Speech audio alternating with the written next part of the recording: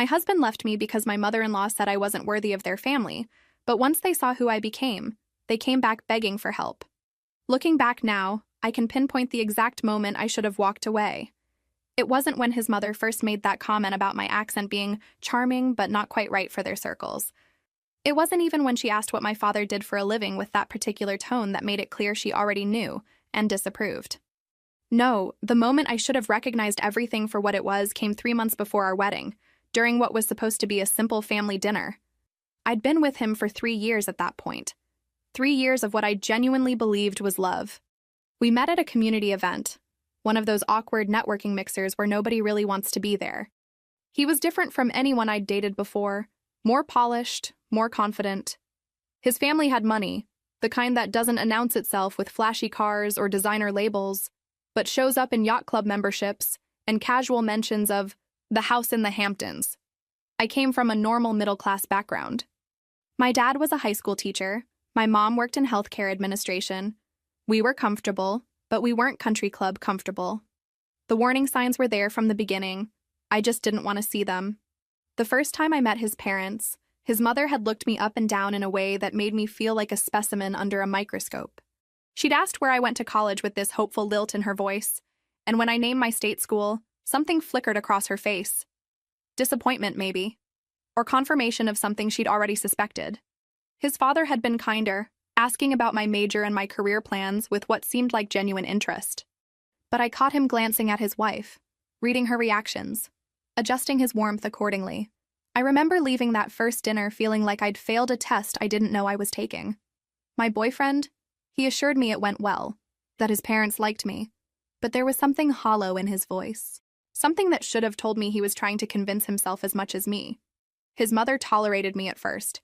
She was always civil, always smiling, but there was something calculating behind her eyes, like she was waiting for me to prove her suspicions correct, whatever those were. I tried so hard to win her over.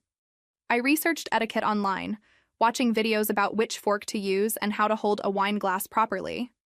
I dressed carefully for family events, spending money I didn't really have on clothes that looked expensive without actually being expensive. I learned about their interests, reading up on classical music and golf and whatever charity organizations his mother was involved with that month. I thought if I just worked hard enough, showed her how much I loved her son, she'd eventually accept me. I volunteered to help with family events, always arrived with a hostess gift, remembered birthdays and anniversaries. I made myself smaller, quieter, more palatable. When his mother made subtle digs about my career, I laughed them off. When she corrected my pronunciation of foreign words, I thanked her for the education. When she suggested I might want to consider elevating my wardrobe, I nodded and took notes. Looking back, I can see how exhausting it all was, how much energy I spent trying to transform myself into someone worthy of their approval. My best friend noticed, kept asking why I was changing, why I seemed so anxious all the time. I told her it was just wedding stress, normal adjustment to joining a new family. But it wasn't normal. It was slowly eroding who I was, piece by piece, and I was too in love to notice. The dinner happened on a Saturday in June. They'd invited us to their house, one of those sprawling properties with a name instead of just an address. His mother had insisted on cooking, which should have been my first red flag because she never cooked. They had people for that. But she wanted it to be intimate, just the four of us. Her, his father, him, and me. Everything started pleasantly enough.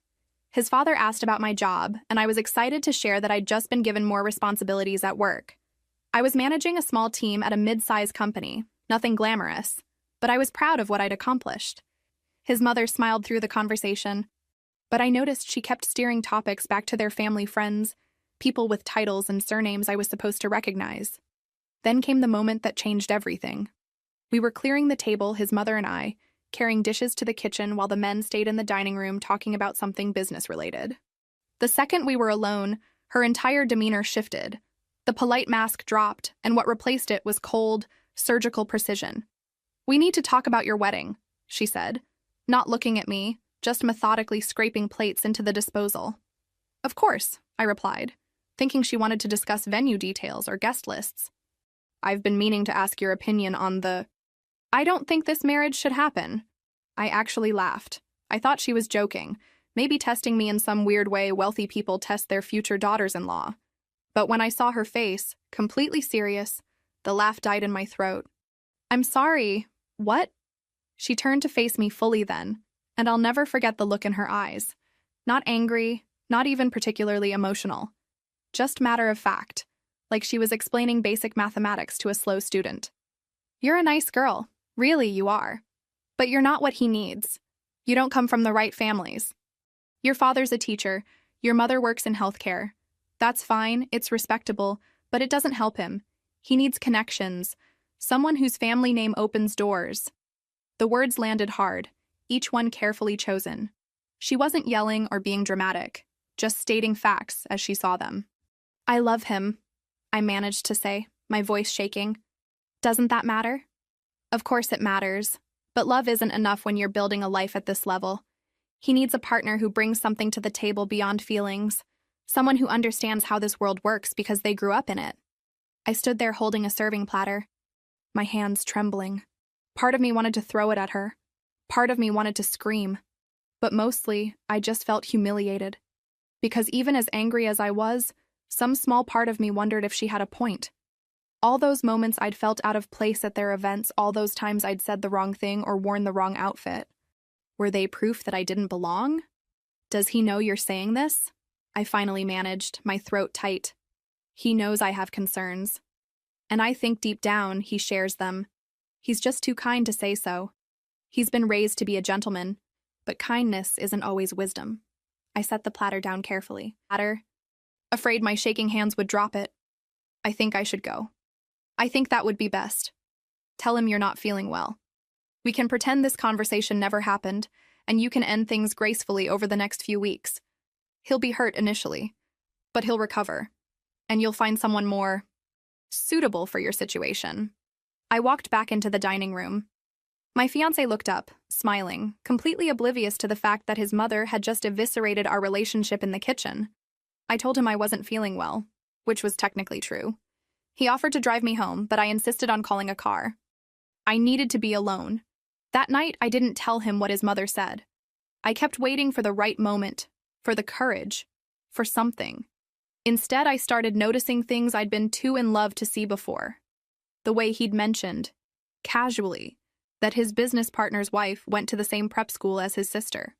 The way he'd sometimes wince when I'd use a phrase that was too casual for formal dinners. The way he'd gently correct my pronunciation of certain words, always with a laugh, always framed as helpful. The second dinner happened 2 weeks later. His mother called and invited me specifically, claiming she wanted to apologize for being stressed at the last dinner. I knew it was a trap, but I went anyway because I was still in that phase where I thought I could fix everything, where I believed love conquered all obstacles, including snobbery and classism. This time she waited until her son left to pick up wine from their cellar. It took him exactly 12 minutes to go down, select a bottle, and return. In those 12 minutes, she systematically destroyed every illusion I had about my future with this family. "I've had time to think," she started, keeping her voice low. "And I need to be direct. My son needs someone who can help him professionally. Someone from the right families. You understand what I'm saying, don't you?" "Not really, no. His father and I have spent generations building connections. He needs a wife who already has those relationships. Someone people know. You'd be starting from zero. That's not fair to him." "Not fair to him? What about what's fair to me?" She waved that off like it was irrelevant. "You seem like a nice person, but nice isn't enough. He needs strategic advantage. Can you give him that?" When he came back with the wine, I gave him an ultimatum right there at the table. Me or his mother's approval. Choose. His father looked uncomfortable, actually started to say something like, "Now let's all just..." But his mother cut him off with a look. My ex looked confused and cornered. "That's not fair," my ex said. "You're making me pick sides when there don't need to be sides. Your mother just told me I'm not good enough for your family. That I'll hold you back. So yes, there are sides. Which one are you on?" His father tried again. "I think we should all take a breath and..." But my ex was already looking at his mother, then at me, then back at his mother. And in that moment of hesitation, in those few seconds of silence while his father's attempted intervention died in the air, I had my answer. "Maybe," he started slowly, painfully, "maybe Mom has a point about us being from different worlds. Not that you're not good enough," he added quickly, seeing my face. Just that we want different things. Need different things. I took off the ring right there. Set it on the table next to the expensive wine I'd never drink. His mother didn't even try to hide her relief. His father looked away. And my fiancé just sat there, not stopping me, not fighting for us, not doing anything except proving his mother right about one thing. He wasn't strong enough to stand up for what he wanted. I walked out of that house and didn't look back. The next few weeks were a blur of canceled vendors, awkward explanations to confused friends who'd already bought dresses and booked hotels, and sleeping on my best friend's couch. She was furious on my behalf, wanted me to tell everyone what his mother had said, posted on social media, make sure everyone knew exactly what kind of people they were. But I couldn't. I was too humiliated, too defeated, too busy wondering if maybe they were right about me all along. I just wanted to disappear. I spent my days at work pretending everything was fine, deflecting questions about wedding plans with vague answers about postponing and reconsidering.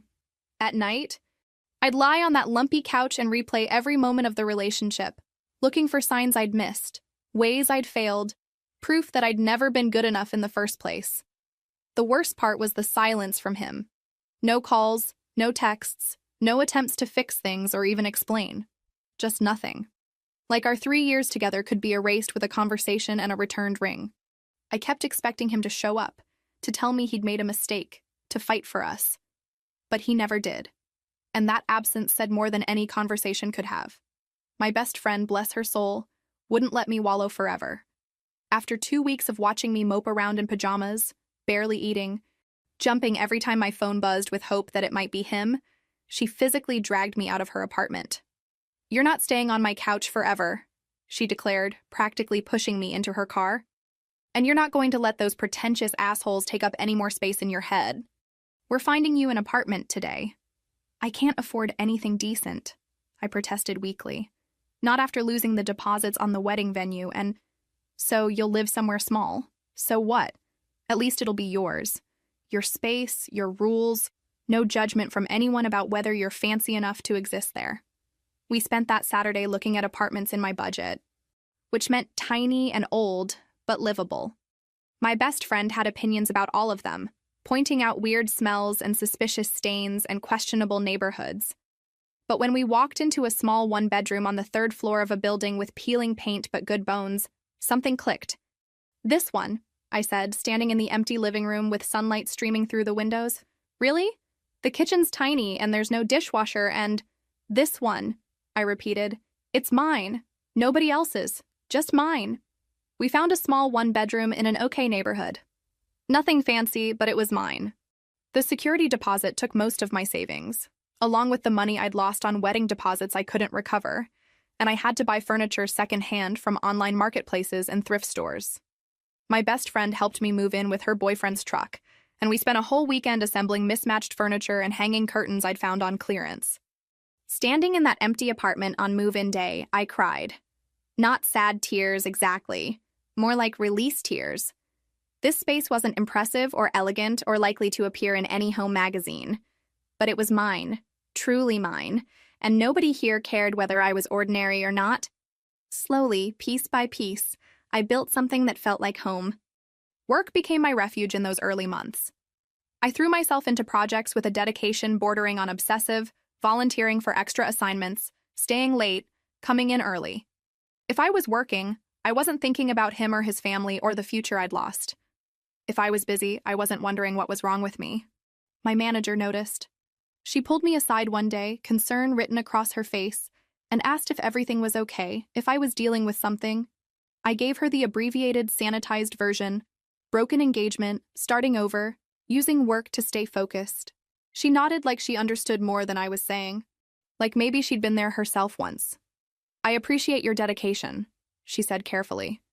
"But don't burn yourself out trying to outrun whatever you're feeling. Sometimes you have to let yourself feel it." She was right, of course. But feeling it hurt too much, so I kept running. 3 months after the breakup, my best friend decided I'd been a hermit long enough and dragged me to a party. I didn't want to go. The thought of making small talk and pretending to be okay exhausted me before we even left her car. But she wouldn't take no for an answer. "You've been a recluse long enough," she insisted, already pulling into the parking lot. You're coming. You're wearing something that isn't work clothes, and you're going to talk to at least 3 new people who aren't me. Those are the non-negotiable rules. The party was at someone's apartment. Too many people crammed into too small a space. Music too loud for real conversation. I immediately regretted coming, and was calculating how long I had to stay before I could politely escape when I saw him near the kitchen, looking as uncomfortable as I felt. He was tall, had kind eyes, and was very clearly trying to figure out his own exit strategy. We made eye contact accidentally, and something about his expression of mutual misery made me smile. You don't want to be here either, I said. Not really a question. Is it that obvious? He replied, laughing. I thought I was hiding it better. You're doing terribly. I could spot a fellow escapee from across the room. In my defense, I was specifically told I couldn't leave before 10 o'clock, and I've been watching the clock like it holds the secrets of the universe. We ended up talking for the rest of the party, first in that kitchen corner, then on the apartment balcony where it was quieter. He worked in environmental consulting, something about sustainability assessments for corporations, and he talked about it with genuine passion that was refreshing. No pretense, no name-dropping, just someone who clearly cared about what he did. He asked about my work because he was actually interested, not because he was evaluating whether it was impressive enough. He laughed at my jokes without analyzing whether they were appropriate for mixed company. He didn't comment on my clothes or my pronunciation or ask about my family background. He just talked to me like I was a person worth talking to, and it was the most comfortable I'd felt with someone new in years. When the party ended, we exchanged numbers. For coffee, he said. If you want. No pressure, just you seem cool, and I'd like to talk to you more when there isn't terrible music and overcrowding involved. Our first date was coffee on a Sunday morning at a local cafe, where the barista knew his order and the chairs were mismatched but comfortable. We sat there for 4 hours, talking about everything and nothing. He told me about growing up in the suburbs with parents who were still happily married after 30 years, about his sister who taught elementary school, about his college years studying environmental science. His life sounded wonderfully, beautifully normal. I told him some of my story, the edited version at first. Broken engagement, starting over, figuring things out. He didn't pry for details I wasn't ready to share, didn't analyze every word I said for hidden meaning. He just listened and occasionally said things like, "That sounds really hard," or "You seem to be handling it well," without trying to fix me or offer unsolicited advice. For the first time since the breakup, I went an entire afternoon without thinking about my ex. It felt like freedom, like breathing after being underwater too long. We took things slowly after that. After everything with my ex, I was cautious, scared to trust my own judgment again. What if I was wrong about this person too? What if I was missing red flags again?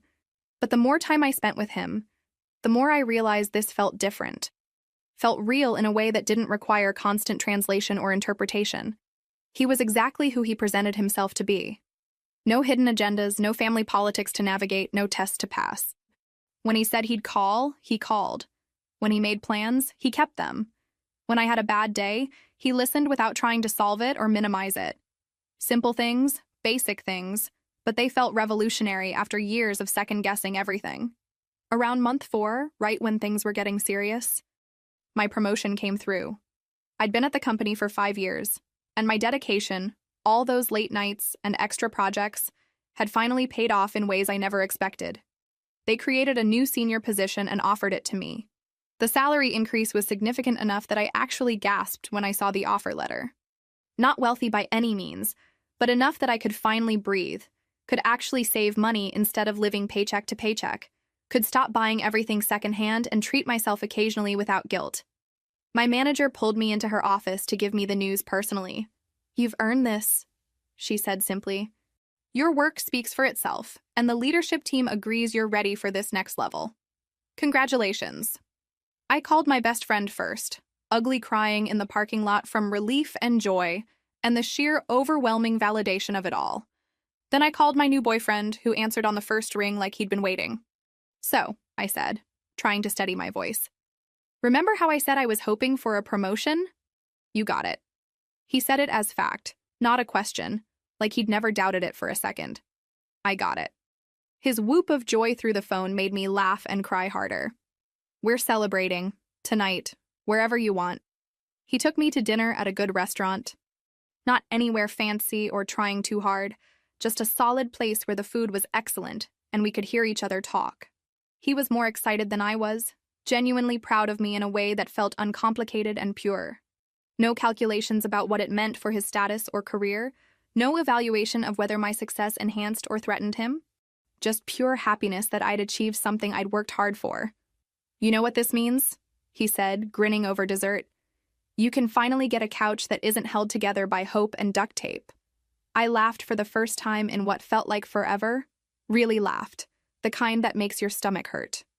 And then the tears came, because I realized how much I'd been holding in, how long I'd been just surviving instead of living. He reached across the table and took my hand, not saying anything, just being there. And that was enough. That was everything. He came over that weekend and helped me assemble new furniture. Cheap stuff from a big box store, but it was new, and it was mine, and I'd chosen it without anyone's approval. We put together shelves and a bookcase, and he made terrible jokes about the wordless instruction diagrams, and my apartment slowly stopped feeling like a temporary landing spot and started feeling like home. 6 months after the breakup, I was actually happy. Not pretending, not performing, but genuinely content with my life. The thought of my ex and his family still stung, but it was becoming background noise instead of the main soundtrack. I was building something real, something that belonged to me. Then the universe decided I'd had enough peace. I was shopping for work clothes at a department store downtown. My promotion meant more client meetings, and I needed to look the part, when I literally bumped into someone while looking at blazers. When I looked up to apologize, I recognized her vaguely. She'd been at a few of my ex's family events. One of those peripheral connections who always seemed to know everyone's business. "Oh my goodness," she exclaimed, clearly delighted to have stumbled into drama. "I haven't seen you in forever. How are you doing?"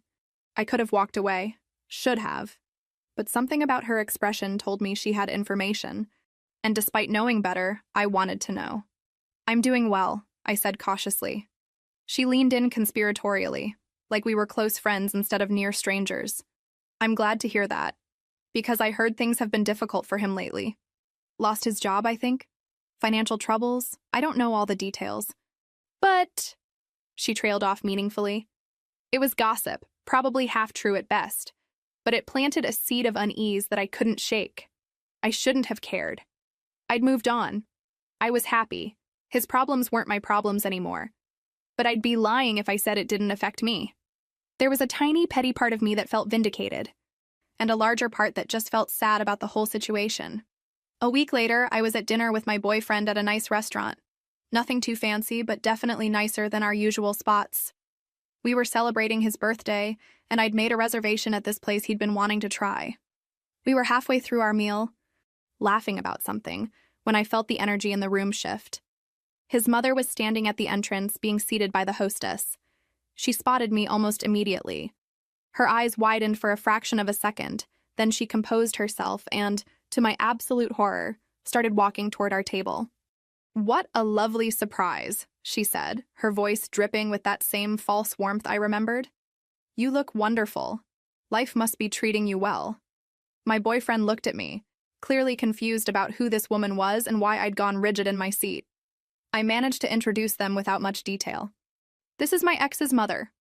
"Oh, don't hold the past against me," she said, laughing lightly. "I always liked you, dear. Just because things didn't work out with my son doesn't mean we can't be civil. How's your career going? I heard you got a promotion." "That's wonderful. Really wonderful." The fact that she knew about my promotion sent chills down my spine. How did she know? Who was feeding her information about my life? "I should let you two enjoy your dinner," she continued, and I could see her eyes taking in everything about my boyfriend, calculating, assessing.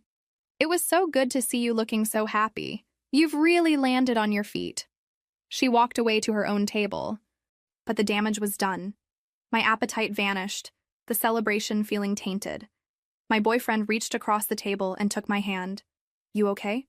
he asked quietly.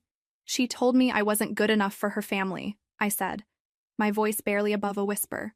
"She said I was too ordinary, that I didn't have the right connections, and now she acts like we're old friends running into each other. I don't understand what game she's playing." "She's not playing a game with you," he said. and there was something surprisingly insightful in his voice. She's playing one with herself, rewriting history so she doesn't have to feel bad about whatever role she played. Just ignore her. But ignoring her was easier said than done. A few days later, I got a message from my ex's brother. We'd always gotten along during my relationship with his brother. He was younger, less caught up in the family drama. His message was apologetic and concerning in equal measure. I'm sorry about my mom approaching you at that restaurant. She had no right. I think you should know that things are worse than they appear with my brother. I can't get into all the details, but please be careful if she tries to contact you again.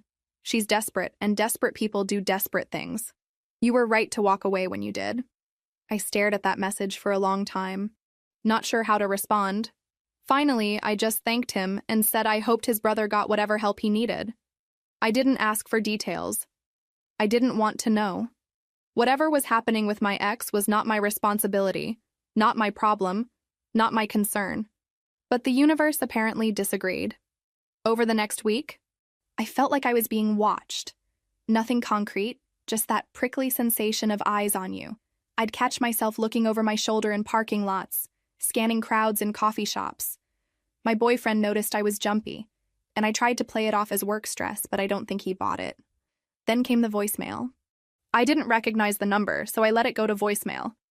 When I listened to it later, I almost dropped my phone. It was his mother, but not the composed, calculating woman I remembered.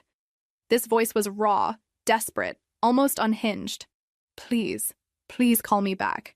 We need to talk about my son. He needs help. Real help.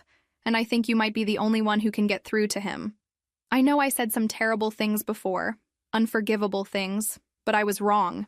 You were good for him. You made him better, and without you, he's falling apart. Please just give me a chance to explain. Please.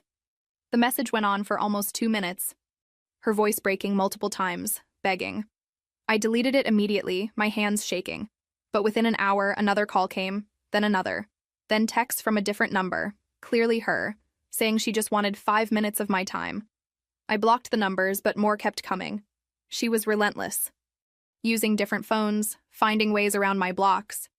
Finally, in frustration and against every instinct telling me not to, I sent a single text response. Stop calling. If you need to talk, we can meet for coffee once. Then no more contact, ever. Her response came in seconds. Agreement. Gratitude. A time and place suggestion so fast it made me nauseous. She'd been waiting for me to crack. I met her at a coffee shop far from my apartment, during lunch hour when there would be plenty of people around. Safety and crowds and all that. She was already there when I arrived, and I barely recognized her. The perfectly coiffed hair was limp, the designer outfit replaced with something rumpled and ordinary. She looked like she'd aged 10 years in the 6 months since I'd last seen her up close. Thank you for coming, she said, gripping her coffee cup like it was the only thing keeping her grounded. I know I have no right to ask anything of you after what I said, after how I treated you. You don't, I agreed flatly. So let's skip the apologies and get to why we're here. She flinched but nodded. Then she started talking, and it was like watching a dam break. Her son had been struggling for over a year, she admitted. Even before we broke up, he'd been making questionable decisions at work, distracted and unfocused. After I left, it got worse. He was fired within 3 months for missing deadlines and showing up drunk. He'd taken out personal loans, against their advice, to invest in a business venture with someone who turned out to be less legitimate than advertised. When that collapsed 8 months ago, the debt started piling up. He's been living at home for 6 months now, she said quietly. And he's drinking heavily, every night. We've tried to help, but he won't listen. Just keeps saying he destroyed his own life. I sat there processing this timeline. 1.5 years of steady decline. Not the rapid collapse I'd imagined. It made more sense, though it didn't change anything. I think you're the only person he ever really listened to. I think if you talked to him, showed him you don't hate him, maybe he could find a way forward. Let me be very clear, I said slowly, deliberately. I am not responsible for his choices or his mental health. I am not a magical cure for his problems. And I am definitely not getting back together with him to make you feel better about how things turned out. I'm not asking for that, she said quickly, though I could see in her eyes that somewhere, deep down, that was exactly what she was hoping for. I'm just asking you to talk to him, as a friend, As someone who cares, I don't care, I said, and I meant it. Not anymore. I can't afford to. I've built a life without him, a good life, and I'm not going to let his crisis pull me back into that world. I'm sorry he's struggling. I genuinely am. But I cannot be part of his recovery. That's not fair to him, to me, or to the life I've built. I stood up to leave, and she grabbed my wrist, desperate. Please. I know I was wrong about you. I know I said horrible things. My son made a terrible mistake listening to me. Doesn't that mean anything? It means you'll say whatever you need to say to get what you want, I replied, pulling my arm free. Just like before. Get your son professional help, a therapist, someone trained for this, not his ex. I walked out of that coffee shop and immediately called my boyfriend. I needed to hear his voice, needed to remember what healthy looked like. He picked up on the first ring, and just the sound of his hello made me feel steadier. That night, I got a long message from my ex himself. Not orchestrated by his mother this time, I could tell by the writing style and the raw honesty of it. He apologized for everything. For listening to his mother, for not fighting for us, for letting me walk away, for being too weak to stand up for what we had. He said watching me move on while he fell apart had been the wake-up call he needed to see how wrong he'd been about everything. I chose status over love, prestige over happiness, my mother's approval over my own heart. And I've paid for it every single day since. I'm not asking you to take me back. I don't deserve that. I'm just asking you to know that you were right about everything, and I was the fool who couldn't see it until it was too late. I hope your new boyfriend knows how lucky he is. I hope someone is finally treating you the way you deserved to be treated all along. It was one of the most honest, vulnerable things he'd ever written to me, and it changed nothing. I wrote back a simple response. I forgive you for how things ended. I appreciate the apology, but we both need to move forward separately.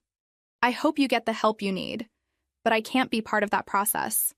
Please don't contact me again. I wish you well. Truly. His brother sent me one more message a few days later. Their mother was pushing hard for his brother to win me back, seeing me as some kind of magic solution to all their problems. He wanted me to know that his brother's issues went deeper than just depression and alcohol. There were other substances involved, other problems they'd been hiding. He wanted me to be prepared in case things escalated, and he was sorry I was being dragged back into their family mess. I thanked him for the warning and told him the same thing I'd told everyone else. I'd moved on, and they needed to respect that. Then I blocked his number too. It felt harsh, but necessary. Every connection to that family was a potential entry point for more drama, and I needed to seal all the doors. The next few weeks were harder than I expected. Not because I wanted my ex back or regretted my decision, but because the whole situation had infected my peace. At work, colleagues started asking subtle questions about my personal life after someone mentioned seeing some kind of scene in the parking lot. I had no idea what they were talking about until someone described a woman matching his mother's description hanging around my car one afternoon. My best friend noticed I was jumpy again, flinching at every text notification, checking over my shoulder constantly. The confidence I'd rebuilt was cracking under the pressure of being watched, contacted, pursued. My boyfriend finally sat me down one night after I practically jumped out of my skin when his phone buzzed. "Talk to me," he said gently. And I mean really talk to me. Not the edited version you think I need to hear. So I told him everything. The messages, the desperate contact attempts, the feeling of being hunted. I told him I felt guilty for being happy while my ex was suffering, frustrated that my peace was being invaded, and angry that I cared at all. I told him I was scared that somehow I'd get pulled back into that world, that his mother's manipulation would find some crack in my armor. I keep thinking about what she said, I admitted, about me being ordinary. And part of me wonders if she was right, if I don't belong in those elevated circles, and if that makes me less somehow. He was quiet for a moment, then said something that changed my perspective entirely. The people who belong in those circles are the ones who think other people are ordinary. You escaped that mindset. That doesn't make you ordinary. That makes you smart. We spent the rest of that night making practical plans. I blocked every possible contact method I could think of, changed my routes to and from work, started avoiding places I used to frequent with my ex. We talked about me moving in with him earlier than planned if things escalated. What felt like common sense, safety measures also felt like admitting defeat, like letting them win by making me change my life to avoid them.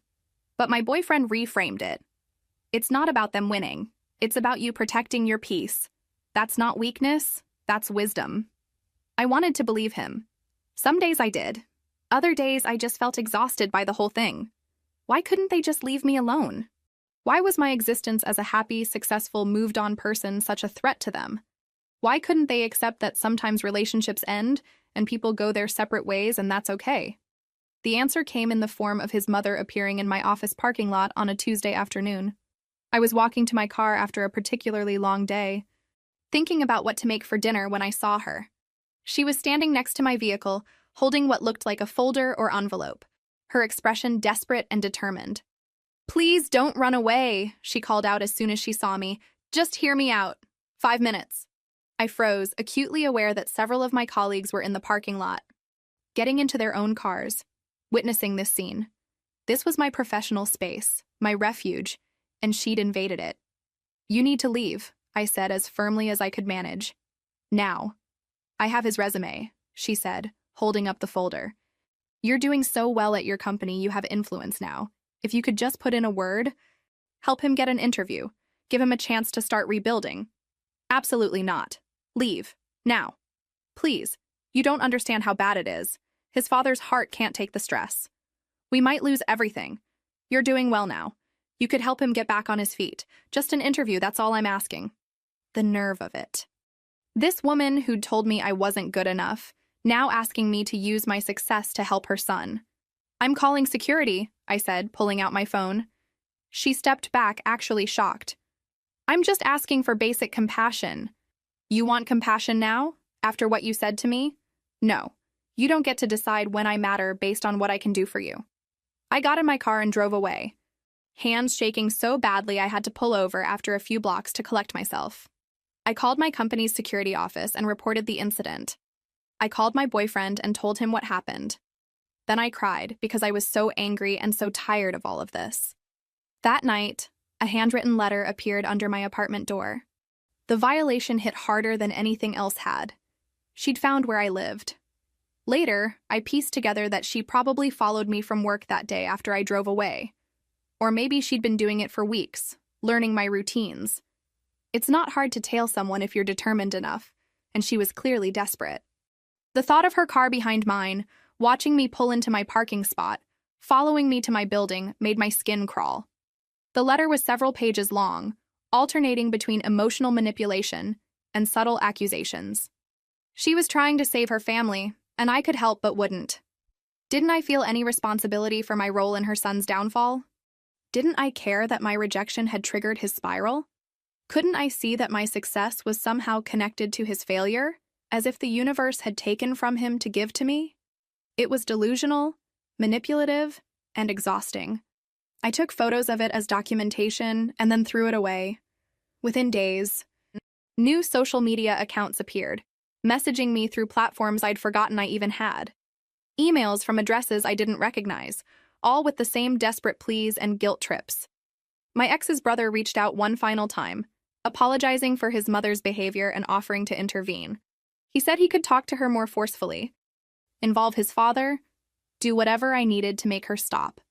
I appreciated the offer but declined.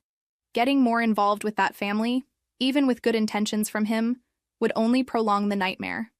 Instead, I documented everything. I spoke with a lawyer friend who helped me understand my options. I alerted my workplace security about the situation. I changed passwords, locked down social media, and made sure my boyfriend knew the full extent of what was happening. These weren't fun steps to take, but they were necessary. My boyfriend moved in temporarily. Just until things calmed down, we told ourselves. Having him there helped immensely. I wasn't jumping at every sound or checking the locks obsessively.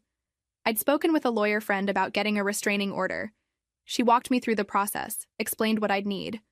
But here's the thing they don't tell you. Getting a restraining order means going to court, facing them, reliving everything in front of a judge, creating a permanent public record. And at that point, it had only been letters and phone calls. Annoying, invasive, but not technically threatening enough to guarantee approval. My lawyer friend said I had a case, but it wasn't slam dunk, and the process would take weeks during which they'd know I was pursuing legal action, which could escalate things. So I did what I could without court involvement. Documented everything, alerted building security with photos of his mother and ex, changed all my passwords, and had my boyfriend stay over. I told myself if they showed up in person again, that would be the line. That would be when I'd file. I should have filed anyway. That's the thing about boundaries. You set them and then you second-guess yourself, wonder if you're overreacting, hope it'll just stop on its own. 3 weeks passed with no contact. I started to breathe easier. I went to the beach with my best friend for a long weekend. The first real break I'd taken in over a year. We laughed about old times, made new memories, and I felt like myself again. The version of myself that wasn't defined by my ex or his family, or any of that drama. Just me, living my life, happy. One evening, my boyfriend took me to meet his parents for dinner. I'd met them briefly before, but this felt more official somehow. I was nervous, old anxieties about not being good enough creeping back in. But his mother asked about my work with genuine interest. No agenda behind the questions. His father told terrible dad jokes and everyone groaned and laughed. They treated me like a person, not a prospect. Like someone their son cared about, not a strategic acquisition. Sitting at that dinner table, watching this normal, functional family interact with basic kindness and respect, I realized how toxic my previous relationship had really been. Not just the end, but the whole thing. The constant evaluation, the feeling that I was always on probation, the exhausting performance of being good enough. I'd thought that was normal, that all families operated that way. But they didn't. Some families just accepted people. When we left that night, I cried in the car. I cried. Happy tears this time. My boyfriend held my hand and didn't ask questions, just let me feel whatever I needed to feel. For the first time in almost a year, the future felt more real than the past.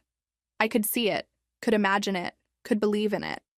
And it looked nothing like the life I'd thought I wanted before.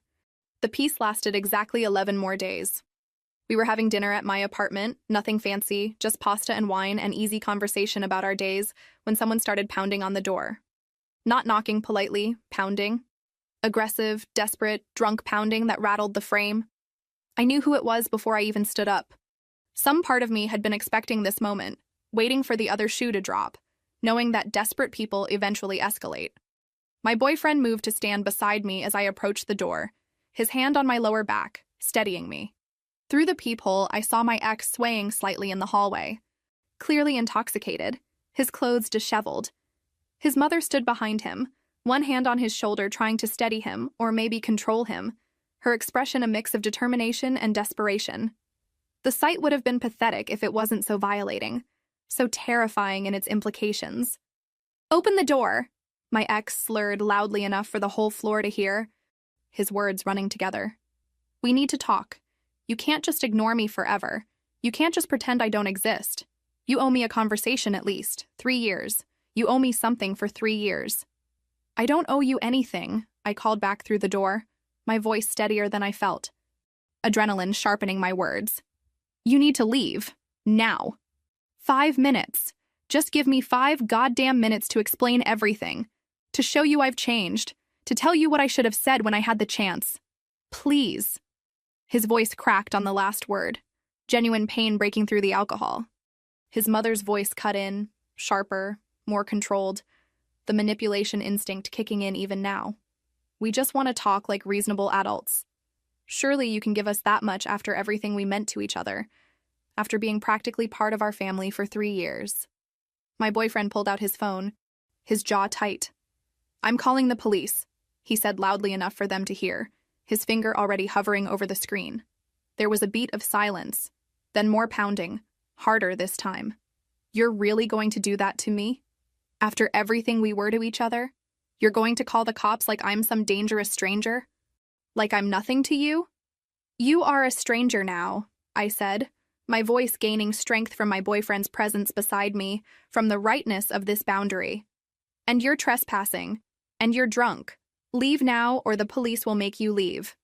More pounding, then his mother's voice again, trying a different tactic, the weaponized compassion that had probably worked on him his whole life. "He's not well. Can't you see that? Can't you hear it in his voice? He needs help. He needs someone who understands him. You knew him better than anyone. Can't you have a little compassion, a little humanity? He needs professional help," I responded. pressing my hand against the door like I could push them away through it. Not me. There are therapists, counselors, programs designed for exactly this.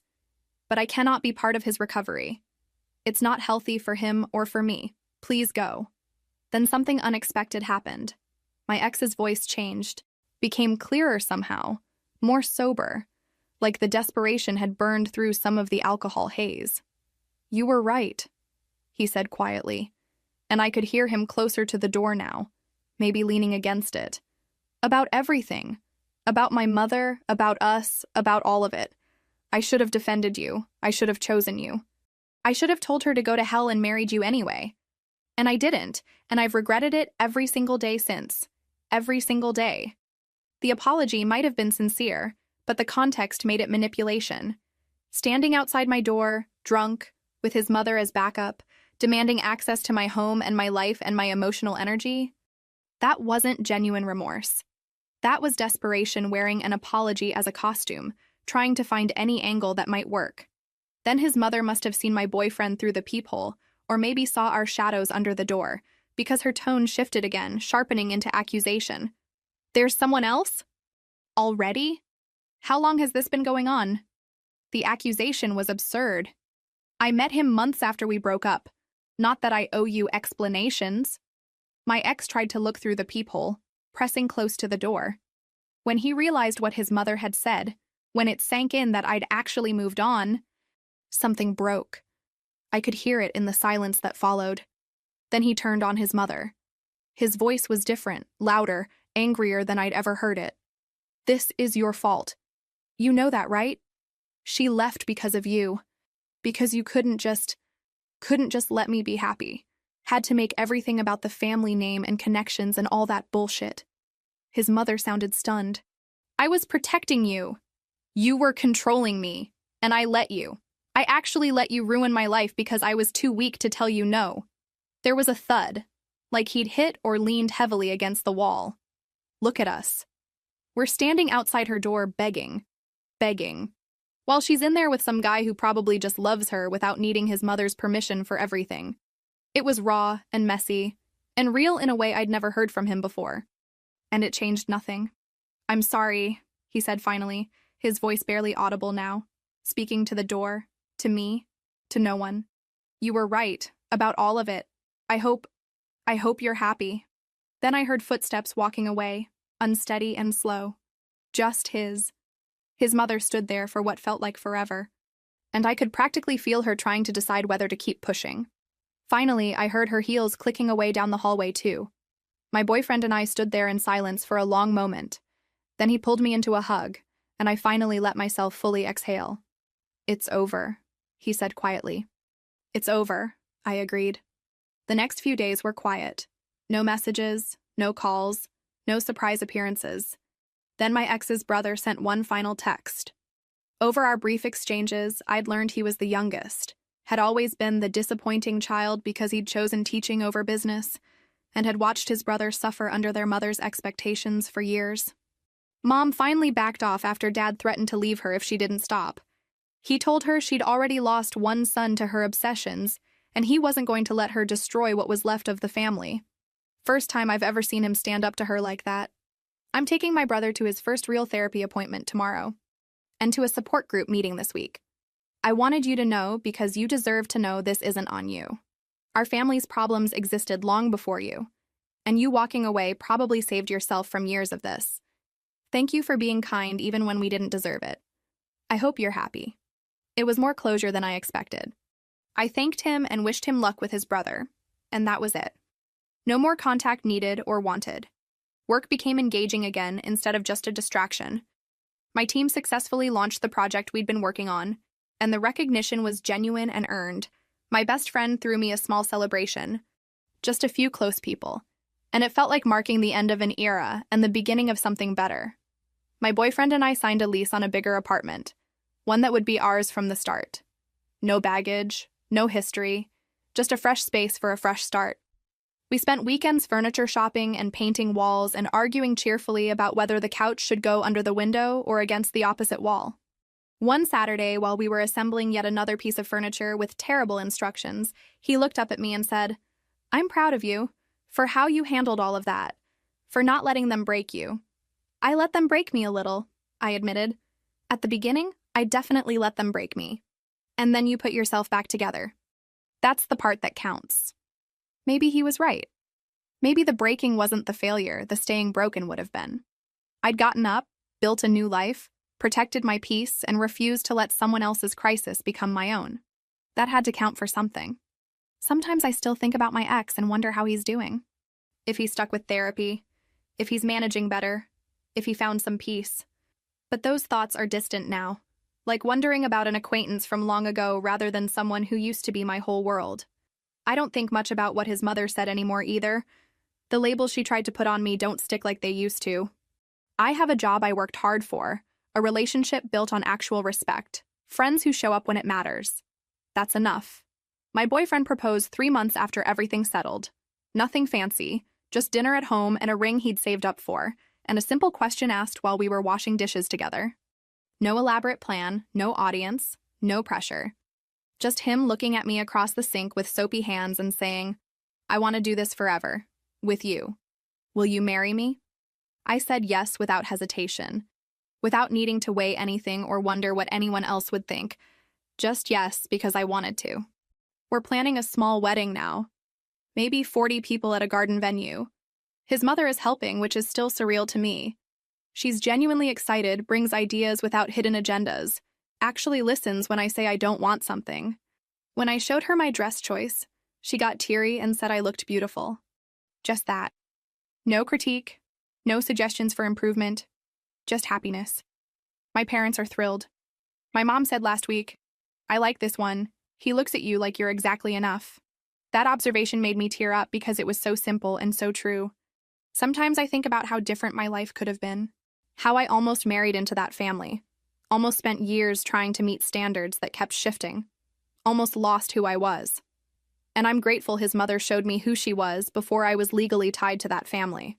She freed me, even if that wasn't her goal. The wedding planning isn't all smooth. We've had disagreements about the budget. My best friend has opinions about everything, and coordinating family schedules has been annoying. But it's normal annoying, not toxic annoying. There's a difference. I saw him once more, about a year after that confrontation at my door. I was at a coffee shop with my best friend, mid-conversation about her new job, when he walked in. He looked different, healthier, like he'd gained back weight he'd lost. His clothes were neat, not expensive, but clean and put together. He was alone, ordering coffee with the casual ease of someone running a normal errand, not the desperate mess who'd shown up drunk at my apartment. Our eyes met for just a second. There was a flash of recognition, then something else. Acknowledgement, maybe. Understanding. Possibly even mutual relief that we'd both survived what happened. He gave a small nod. I returned it. He collected his coffee and left without trying to approach or speak to me. No drama, no big moment. Just two people who used to know each other, crossing paths in a city, moving on with their separate lives. My best friend had seen the whole exchange. "You good?" "Yeah," I said, and I meant it. "I'm really good." He looked better. He did, I agreed. And I was glad for that. Genuinely. Not because I wanted him back or felt responsible for his recovery, just because seeing someone you once cared about doing better is a relief.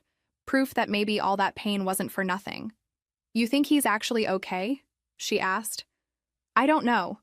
I hope so, but it's not my job to know anymore." She squeezed my hand across the table. "Look at you being all healthy and boundaried." I laughed. "Only took me a year and a half and a lot of therapy. Worth it, though." "Yeah," I said, looking down at the engagement ring on my finger. "Yeah, it really was." And I was. I am. I built a life that's mine, filled with people who care about me for who I actually am. My career is going well because I'm good at what I do. My relationship works because we're actually compatible, not because we're strategically aligned or meeting someone else's expectations. It's not perfect. We argue about money sometimes. I still have moments where I doubt myself.